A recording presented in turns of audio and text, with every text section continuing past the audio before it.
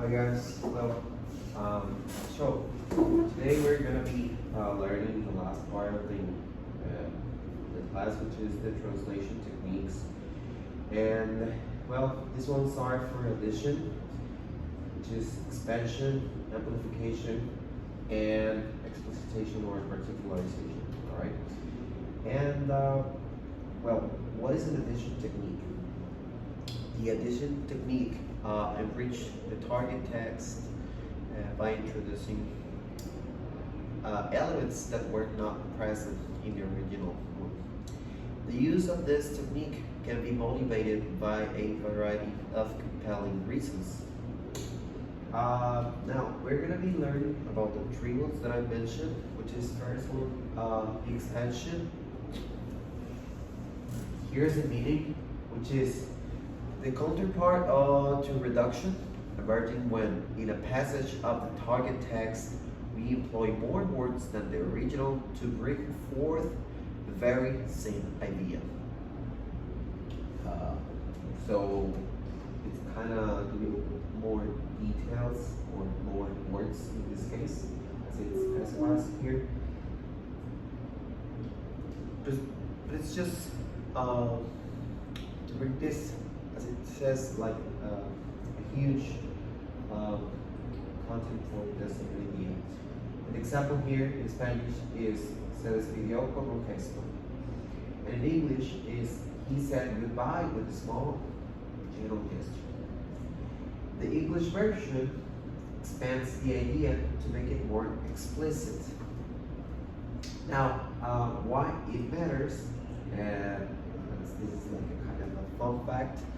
This is basically because it ensures the target text, which is fully understandable and natural for the reader, especially when the source language conveys meaning in more implicitly.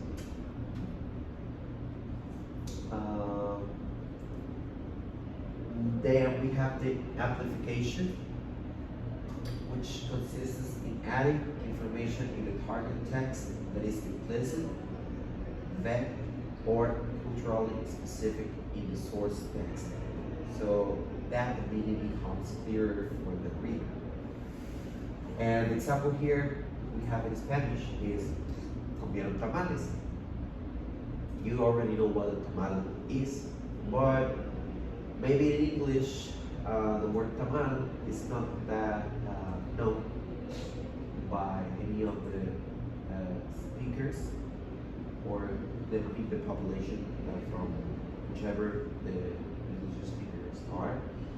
But you need to make this kind of amplification of the text so it becomes clearer. In this case, for example, instead of comieron tamales, just the eat tamales or the ate tamales in this case, we add this a traditional Latin American dish made of corn, dough, wrapped in husks.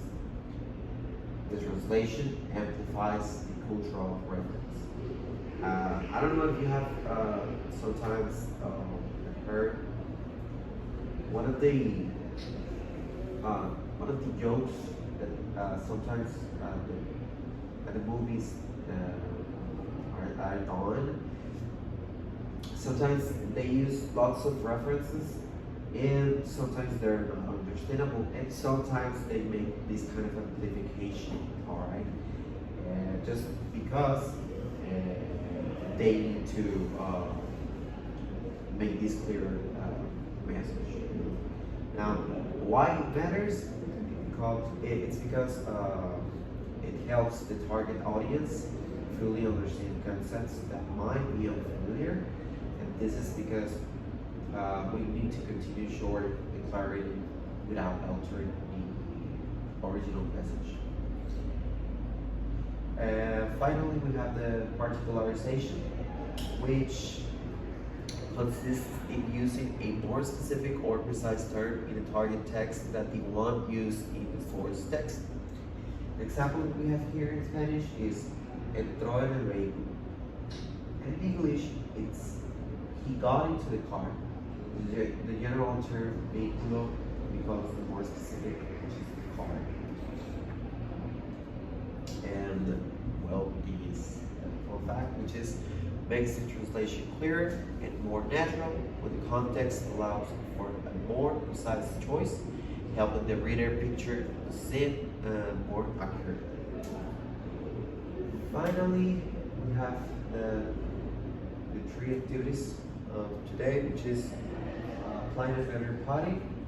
You need to first, with the previous text, which is this one, rewrite and try to make an amplification example of translation in Spanish. All right.